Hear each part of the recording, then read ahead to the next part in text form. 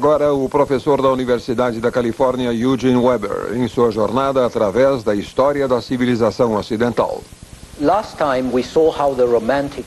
Na última vez, vimos como os românticos encararam sua sociedade com novos olhos.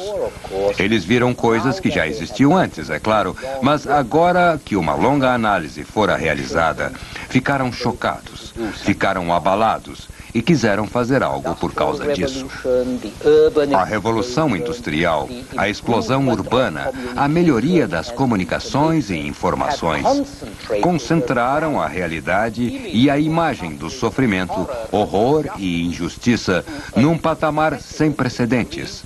Assim como as consequências do iluminismo, revolução e romantismo fizeram com que as pessoas ficassem mais sensíveis, mais aptas a serem impressionadas ou deprimidas pelo sofrimento humano. As maravilhas da indústria moderna eram equiparadas aos horrores do engenho humano, ou, quiçá, do engenho desumano. Criancinhas trabalhavam 16 horas por dia e cansavam-se tanto que desfaleciam sobre as máquinas, acabando mortas ou mutiladas. Homens, mulheres e crianças vestidos com trapos, vivendo em cavernas como ursos. Várias famílias num único aposento com piso de terra coberto de lama e esterco. O problema foi suavizado por reformas que gradualmente melhoraram as condições, com os trabalhadores organizando-se em associações, com a revolução que acelerou o processo de reforma e com o aumento na produção e nos recursos que trouxe mais superávites, com distribuição menos desigual. Na segunda metade do século, a terrível fome e a miséria que tanto haviam deprimido os observadores, agora estavam reduzidas. Não haviam desaparecido, é claro, mas já eram menos intensas. A carga de trabalho estava sendo restringida, as condições de trabalho eram aprimoradas, havia serviços médicos, aposentadorias, escolas, subsídios para a habitação, terra ou desemprego. Tudo isto veio aos poucos, no entanto, quase sempre pouco e tarde demais. Na maioria dos países, a legislação social de real importância só foi aprovada no final do século XIX ou já no século XX, mas não havia existido antes. Comparando-se os últimos 150 anos com o resto da história, só isso já torna este período excepcional. Além disso, a reforma social veio em parte porque as classes sociais mais elevadas sentiram pena das classes inferiores. Outra novidade. Podemos descrever isso como romantismo social. Vemos o povo como nobres selvagens para quem a regeneração social irá chegar. Este ponto de vista, que combina empatia, caridade e culpa, é uma visão que permanece conosco hoje em dia.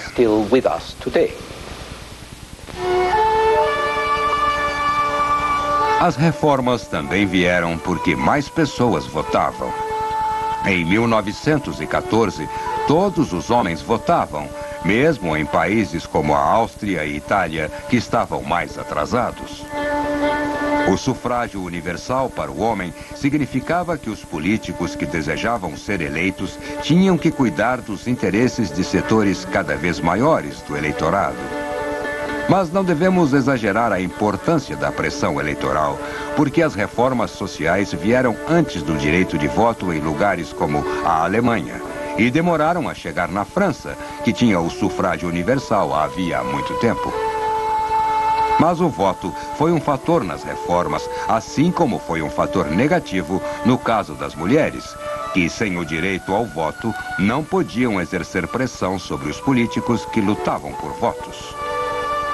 Em 1914, as mulheres votavam apenas na Finlândia e Noruega, embora isto também estivesse em vias de mudar e ocorreria em breve na Inglaterra, onde as mulheres quase conseguiram o direito antes da guerra e acabaram por obtê-lo pouco depois.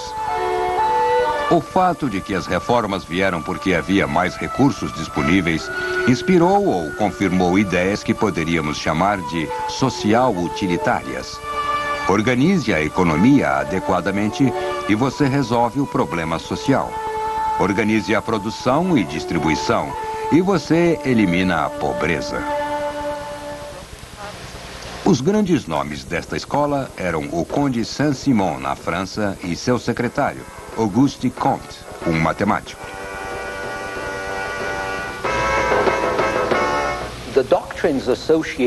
As doutrinas associadas a Saint-Simon e Comte são conhecidas como Saint-Simonismo e positivismo. Positivismo porque devia ser baseada em análise científica de dados positivos, como matemática ou estatística. Mas estas doutrinas são realmente religiões do progresso, inspiradas pelo real progresso que ocorria, afirmando que maiores progressos poderiam ser atingidos por tecnocratas, engenheiros, economistas, especialistas de toda a espécie. E como havia uma forte relação com avanços concretos, o positivismo inspirou muita gente, incluindo os homens que conquistaram a República no Brasil e adicionaram o slogan positivista à sua bandeira: ordem e progresso.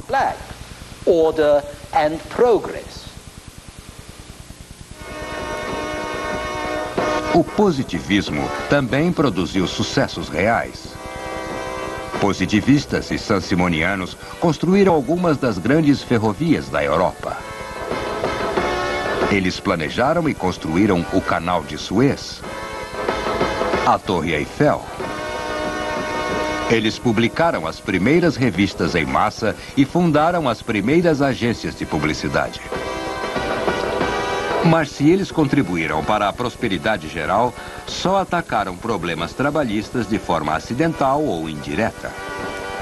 Se os trabalhadores queriam ter voz ativa nas políticas trabalhista e nacional, teriam que se organizar de alguma forma para realizar seus desejos. E aqui entra a tradição da revolta social, que tem início com a tentativa de integrar os trabalhadores ao Estado burguês e termina com a negação de que tal integração seja possível, que classes não podem ser reconciliadas, que as duas nações, a pobre e a rica, não podem ser integradas. Nesta visão dos trabalhadores, a classe operária tem que conquistar o poder.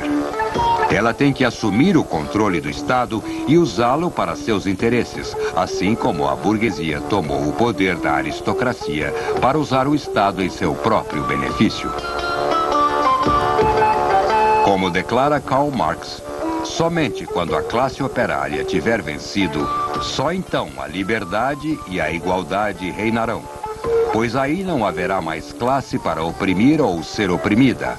A sociedade poderá ser organizada de forma racional com trabalho e justiça para todos, recursos que irão fluir de todos de acordo com suas capacidades, para todos de acordo com suas necessidades.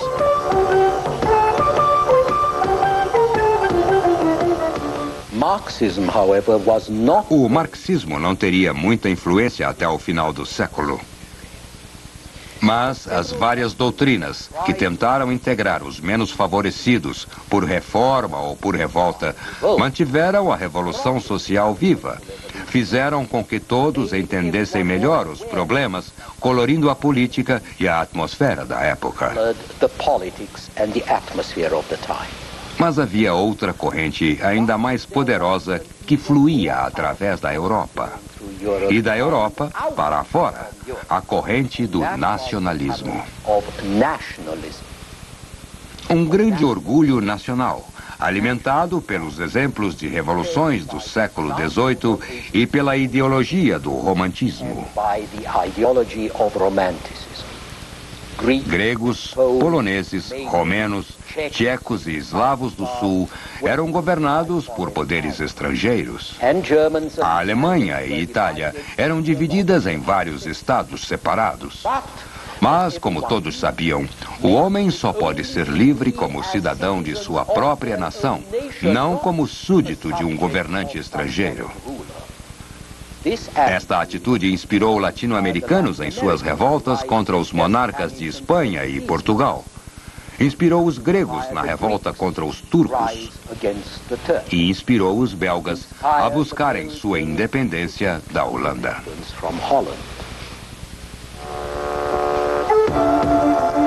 Na verdade, a história internacional do século é a história de povos lutando para serem nações livres, atingindo o objetivo como fizeram os italianos e os alemães, romenos, búlgaros e sérvios nas décadas de 1870 e 70, ou fracassando como os poloneses.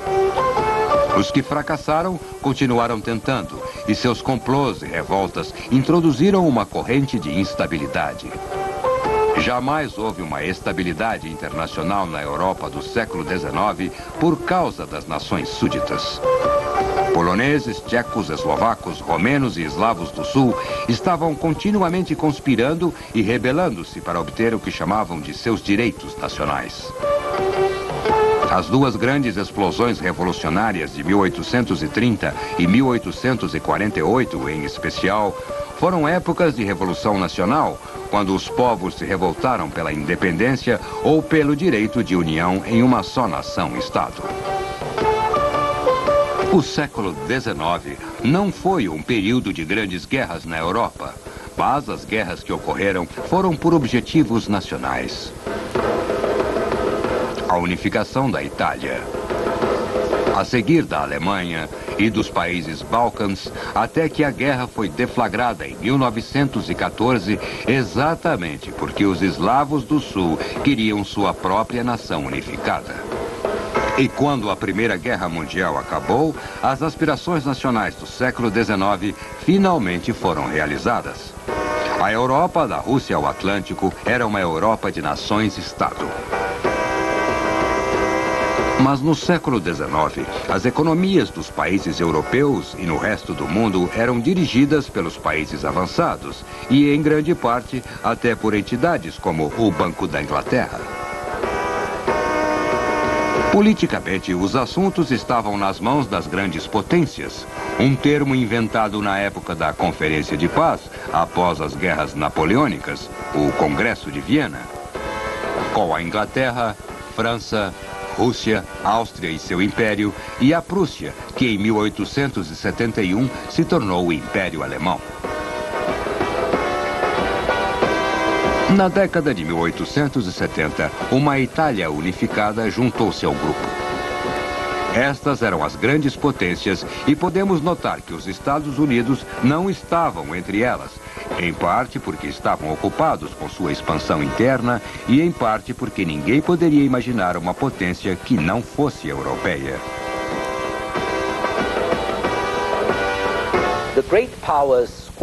As grandes potências divergiam, mas em geral administravam o mundo como uma espécie de clube. Na primeira metade do século, os dois grandes poderes eram a Inglaterra e a França, que combinavam o desenvolvimento industrial e grandes populações. Na segunda metade do século, as duas maiores potências eram Inglaterra e Alemanha, pelas mesmas razões. O objetivo original do clube das grandes potências era evitar que algo similar à Revolução Francesa voltasse a acontecer. A Revolução Francesa pairava sobre o século XIX como a Revolução Russa iria afetar o século XX. E não há como entender a política internacional desse período sem manter este fato em mente.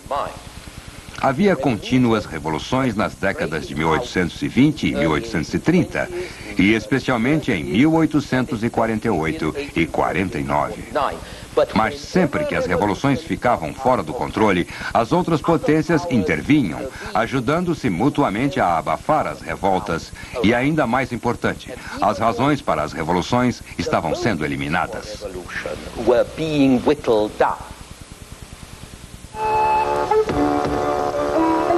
Uma grande exigência revolucionária na Alemanha, como na Itália, era a unificação nacional. Mas isso foi realizado em 1870 não por uma revolução, mas sim por política conservadora, dirigida por um estadista inteligente como Bismarck.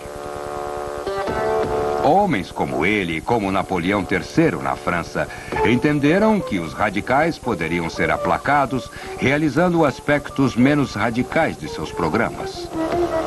Maior produtividade, melhorias econômicas e reformas moderadas tornaram isso possível.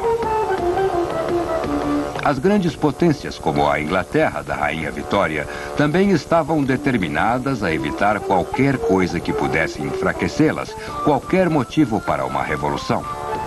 E a primeira coisa que queriam evitar era uma guerra generalizada, porque pensavam, corretamente, que uma guerra fomentaria revoluções.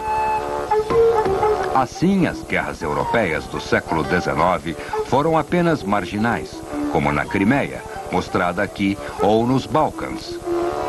Ou então eram bilaterais, França contra a Áustria, Áustria contra a Prússia, Prússia contra a França. Em geral, no entanto, de 1815 a 1914, foi o mais longo período sem guerra generalizada na história da Europa, desde os tempos romanos. A razão para isso, ou parte da razão, é que as potências europeias conseguiram exportar suas rivalidades e seu circuito de energia para outras partes do mundo, aquilo que chamamos de imperialismo.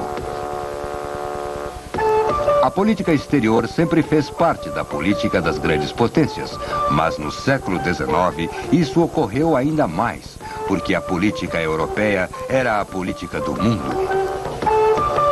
A Europa havia engolido o mundo.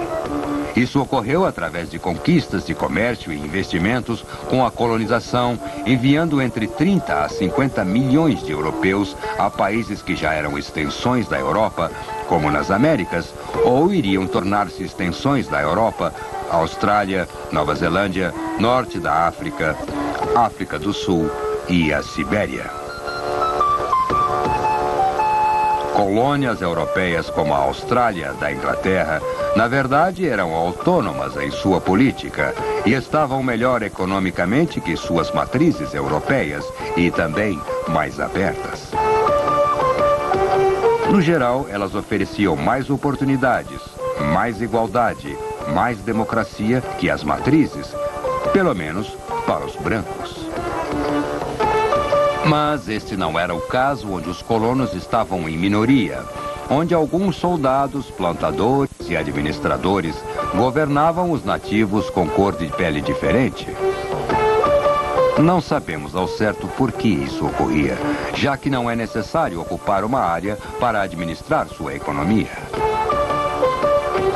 Os ingleses controlaram a economia do Egito com mais eficiência do que fizeram na Austrália. E ganharam mais dinheiro. O controle econômico era mais econômico do que conquista e ocupação colonial.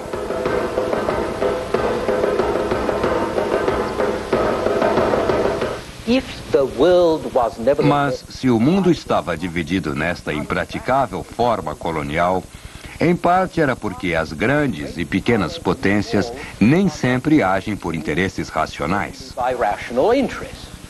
Havia um senso de aventura nas colônias, o tipo de coisa que vemos nas histórias de Tarzan. Havia o senso de missão, de levar o cristianismo, a higiene ou o governo decente a regiões que, como definidas na virada do século, eram chamadas de raças inferiores sem lei. Hoje podemos até rir dessa sobrecarga do homem branco e houve muita hipocrisia nesse sentido, além de brutalidade e estupidez. Mas o comércio de escravos na África, conduzido pelos próprios africanos e árabes, só foi eliminado por oficiais e missionários brancos recém-convertidos à abolição da escravatura. E muitas doenças foram tratadas com uma inesperada explosão demográfica, causada pela intervenção de médicos brancos. Mas a principal razão para as grandes potências lutarem por possessões coloniais era a rivalidade entre poderes europeus, competindo pela supremacia na Europa e espalhando essa concorrência em todo o mundo.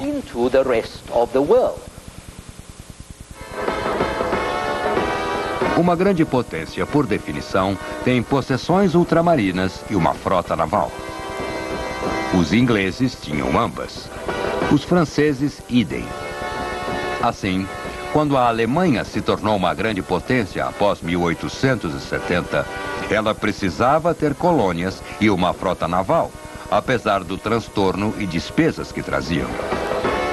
Mesmo os italianos, após sua total unificação em 1870, começaram a pensar que gostariam de ser uma grande potência e passaram a pensar em suas próprias colônias. Mas a rivalidade europeia, econômica e política, estendeu-se por todo o mundo e preencheu os 30 anos antes de 1914 com crises internacionais que surgiam por conflitos coloniais. Esta é uma sátira americana sobre a ambição imperial da Rússia. Nenhuma dessas crises chegou a causar uma guerra, mas seu acúmulo causou uma expectativa de conflito em maior escala que parecia mesmo inevitável. Não foi uma surpresa quando a guerra finalmente chegou em 1914. E começou de forma que pode ser descrita como a última área colonial ou colonizada da Europa, os Balcãs. Como os estadistas do século XIX acreditavam, guerra e revolução andam juntas. A expansão colonial russa no Pacífico levou o Império do Czar à guerra com o Japão, onde a Rússia perdeu feio. A derrota humilhante desestabilizou o Império Russo e trouxe a Revolução em 1905. Esta revolução foi abafada, mas chegou a incitar revoltas similares nos vizinhos mais atrasados da Rússia, Pérsia, China e, mais importante ainda, na Turquia e seu decadente Império Otomano. Com a Turquia no caos, seus súditos e ex-súditos nos Balcãs começaram a lutar contra os turcos e entre si. Este levante nos Balcãs, por sua vez, ameaçou outro império arcaico, o Austro-Húngaro, o Império Habsburgo, que dominava grande parte dos eslavos do sul, hoje a Iugoslávia.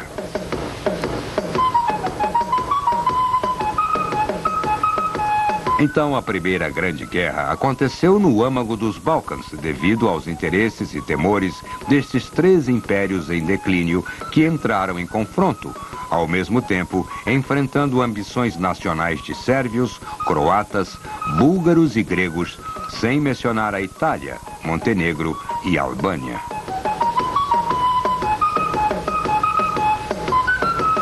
A crise que deu início à guerra surgiu quando o herdeiro do trono austríaco, arquiduque Franz Ferdinand, foi assassinado por um estudante em Sarajevo, a capital da Bósnia, que era parte do Império Austríaco. Acreditou-se, corretamente, que a Sérvia, uma nação eslava independente, era culpada pelo assassinato. E assim, a Áustria, com o apoio de sua aliada, a Alemanha, atacou a Sérvia, que era apoiada pela Rússia, por sua vez, aliada da França e alinhada com a Inglaterra. Nenhuma destas potências queria a guerra, mas todos estavam preparados para ela, especialmente pelo longo período de crises coloniais. Assim, a rede de grandes potências, criada para evitar hostilidades por meio de ações mútuas, ajudou a trazer a guerra. Poucas semanas após a morte de Franz Ferdinand, quase toda a Europa estava em guerra.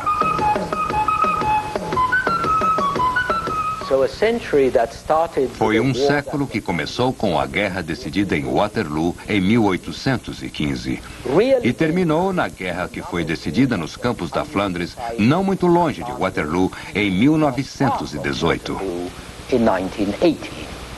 Um século que se abriu como uma era de revoluções na Europa Ocidental e terminou como uma era de revoluções na Europa Oriental.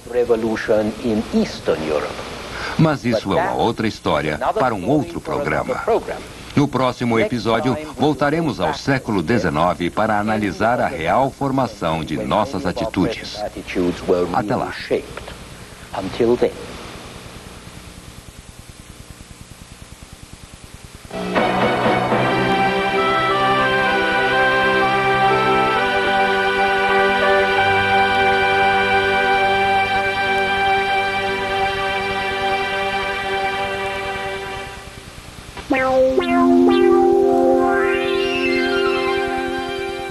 Esta é uma versão da Helicon São Paulo.